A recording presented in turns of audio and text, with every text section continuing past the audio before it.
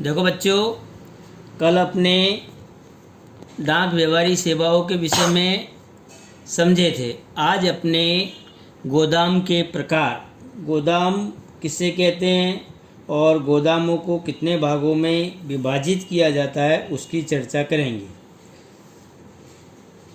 माल का उत्पादन होने के बाद माल का विक्रय तुरंत नहीं होता, अर्थात कि माल का उपयोग या उपभोग तुरंत नहीं होता, इसलिए माल को संग्रह करने की आवश्यकता होती है। संग्रह करने के लिए हमें गोदामों की आवश्यकता होती है।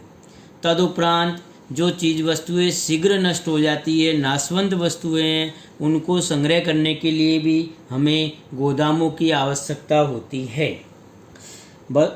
बहुत सी वस्तुओं की मांग अमुक ऋतुओं में होती है। बहुत सी वस्तुओं का उत्पादन पूरे वर्ष दरमियान होता है, परंतु उसकी मांग कभी कभी होती है, इसलिए ऐसे समय पर भी चीज़ वस्तुओं को संग्रह करके रखना पड़ता है। कई बार कच्चे माल का उत्पादन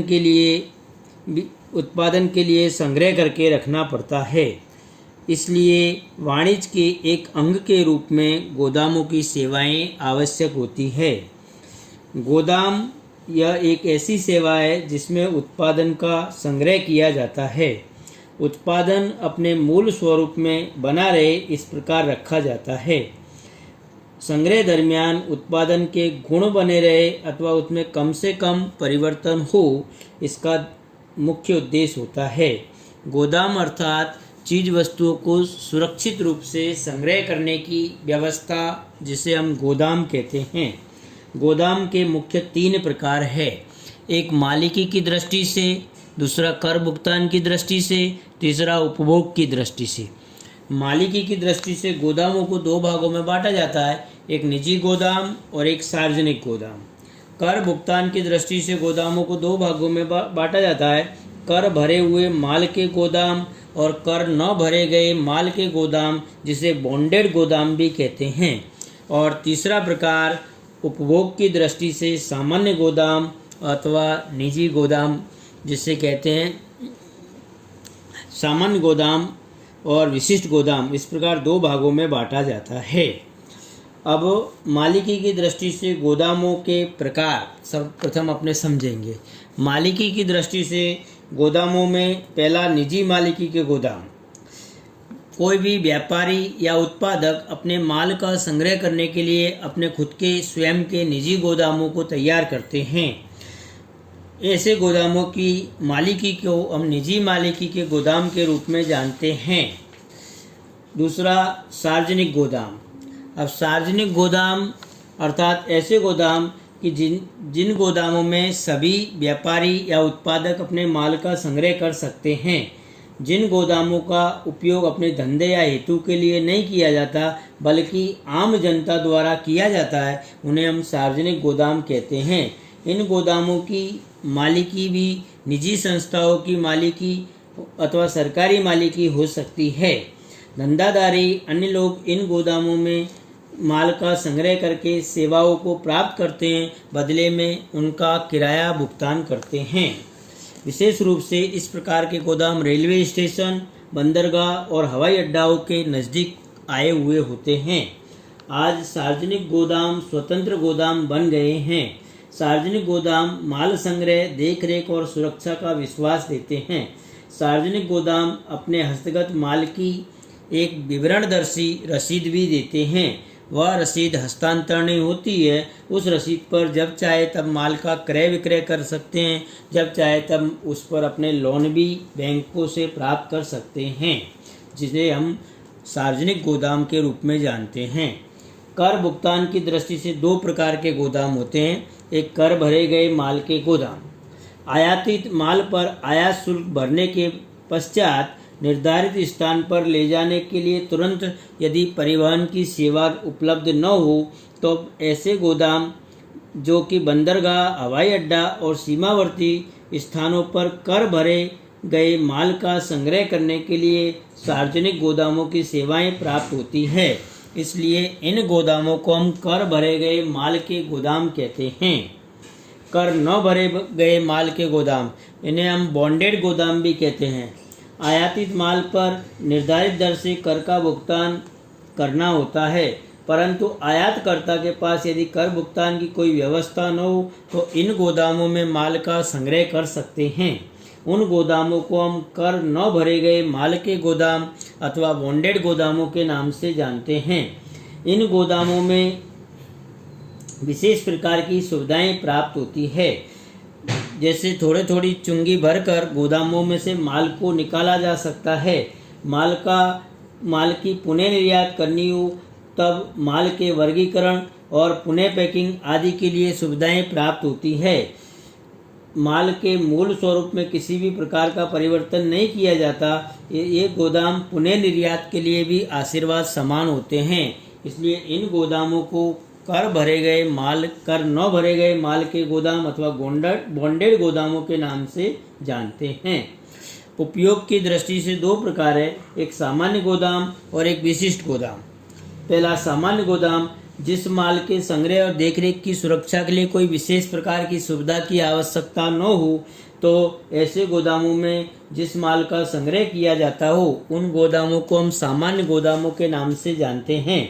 इन गोदामों में लगभग सभी प्रकार के आकार, कद, वजन और स्वरूप वाली चीज वस्तुओं का संग्रह कर सकते हैं।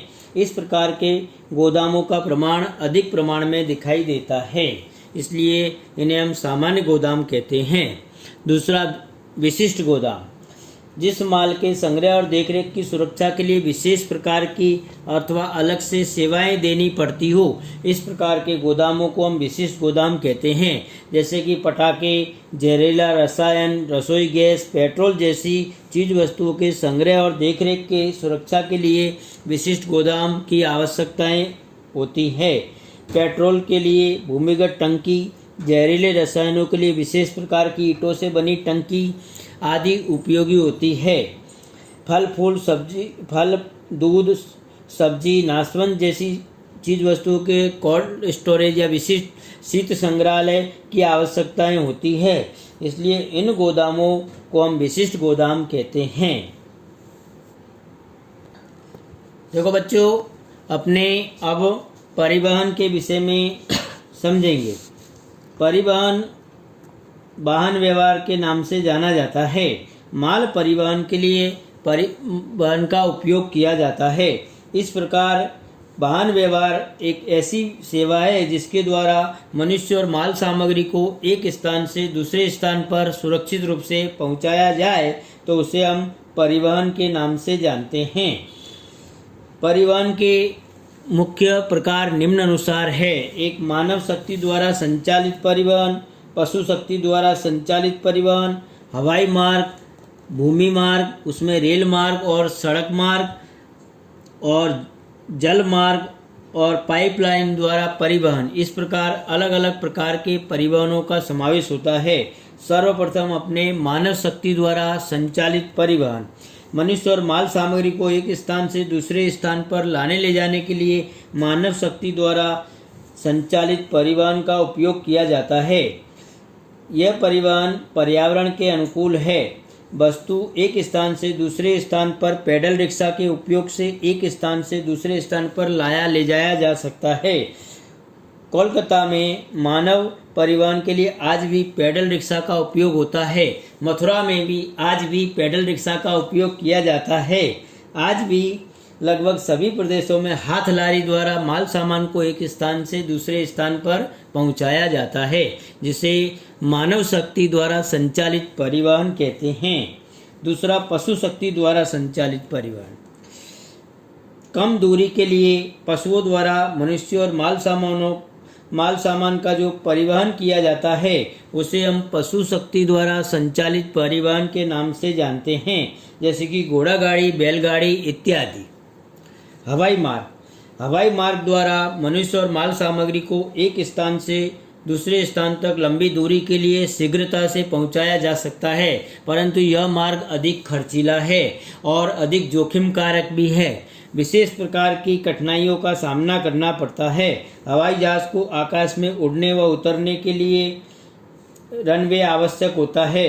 कम समय की दूरी के लिए कम मनुष्य और माल सामग्री के लिए जहां रनवे बनाया जा सके, ऐसे दुर्गम विस्तारों में हेलीकॉप्टर की सेवाएं दी जाती है।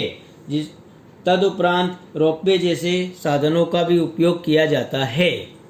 भूमि मार्ग में दो प्रकार के मार्गों का समावेश होता है, एक रेल मार्ग और एक सड़क मार्ग। सर्वप्रथम अपने रेल मार्ग का अभ्यास करेंगे। रेल मार्ग द्वारा माल सामान और यात्रियों को एक स्थान से दूसरे स्थान पर सरलता से पहुंचाया जा सकता है। इंजन में सामान्य रूप से डीजल व विद्युत उपयोग चालक बल के रूप में उपयोग किया जाता है। कई बार ट्रेन के सभी अथवा कुछ डिब्बों में चालक शक्ति होती है, जिसे मल्टीपल यूनिट ट्रेन कहा जाता है। देखो बच्चों, कभी कभी पूछा जाता है मल्टीपल यूनिट ट्रेन किसे कहते हैं, तो कई बार ट्रेन के सभी अथवा कुछ डिब्बों में जो चालक शक्ति होती है, जिसे हम मल्टीपल यूनिट ट्रेन कहते हैं। रेलवे में आज चालक शक्ति के रूप में केवल गुरुत्वाकर्षण चुंबकीय शक्ति का उपयोग किया जाता है। भारत में अभी सीएनजी का चालक बल के रूप में उपयोग करने वाले इंजन का प्रारंभ हो गया है। शहरी विस्तारों को जोड़ने वाली और शहरों के मध्य चलने वाली रेल वाहन व्यवहार की रीढ़ की हड्डी के समान यह परिवहन होता है। दूसरा, सड़क मार्ग एक मार्ग से दूसरे मार्ग पर जाने के लिए मुक्त होता है। कोई स्थान, दिशा, गति और समय में सुविधा के अनुसार इसमें परिवर्तन करना संभव होता है, जो अन्य वाहन व्यवहारों के प्रकारों में सरल नहीं है। परंतु सड़क मार्ग घर के दरवाजे तक माल सामान को पहुंचा सकता है। बस द्वारा अधिक से अधिक व्यक्तियों का वहन किया जा सकता है। ट्रक द्वारा हल्के वजन वाले या अधिक वजन वाले माल सामान को एक स्थान से दूसरे स्थान पर परिवहन कर सकते हैं। आजकल शहरों में बीआरटीएस बस रैपिड ट्रांजिट सिस्टम का उपयोग प्रारंभ हो गया है। इन बसों द्वारा एक स्थान से दूसरे स्थान पर सरलता से यात्रियों का आवागमन किया जा सकता है। अति शीघ्रता से एक स्थान से दूसरे स्थान पर पहुंचाया जा सकता है। जल मार्ग अर्थात कि ऐसा मार्ग जो बहुत ही धीमी गति का मार्ग है, परंतु कम खर्चीला है, परंतु उसमें भी जोखिम बना रहता है। जल मार्ग में समुद्र, तालाब, नहर, नदी इत्यादि जल मार्गों में नाव, जहाज, अन्य साधनों से जल मार्ग द्वारा वाहन व्यवहार होता है। दो नज़दीकी समुद्र तटों के स्थानों अथवा जहां जल व एवं समतल भूमि हो, वहां बड़े बड़े पंखों से चलने वाले होवरक्राफ्ट का उपयोग किया जाता है। विशाल बांधों को बनाकर नहर द्वारा एक स्थान से दूसरे स्थान पर पहुंचाया जाता है। आज स्वेज नहर और पनामा नहर इस प्रकार के परिवहन के लिए प्रख्यात है। विदेशी व्यवहार सबसे अधिक जल मार्ग द्वारा किया जाता है। जल मार्ग सभी प्रकार के दूसरे परिवहनों की तुलना में धीमी गति का मार्ग कहा जाता है, परंतु इंजनों के कारण विशाल पैमाने पर माल सामग्री को कार्यक्षमता पूर्वक ढंग से पहुंचाया जा सकता है। समुद्र विस्तारों में भी फेरी सर्विस काफ़ी लाभदायक होती है। और अंत में देखो बच्चों, पाइपलाइन जैसे तरल और गैस जैसे उत्पादनों के लिए पाइपलाइन अधिक उपयोगी होती है। तरल कचरे का निकाल, पानी, पेट्रोलियम, प्राकृतिक गैस आदि के लिए पाइपलाइन खूब अधिक उपयोगी होती है। जैसे कि हजीरा गुजरात से मध्य प्रदेश व उत्तर प्रदेश में गैस परिवहन के लिए पाइपलाइन डाली गई है। भारत में आसाम, बिहार, गुजरात, उत्तर प्रदेश और हरियाणा राज्यों में क्रूड ऑयल और पेट्रोलियम उत्पादनों का परिवहन होता है। पाइपलाइन द्वारा आज खूब अधिक से अधिक चीज वस्तुओं का या तरल पदार्थों का आवागमन किया जाता है।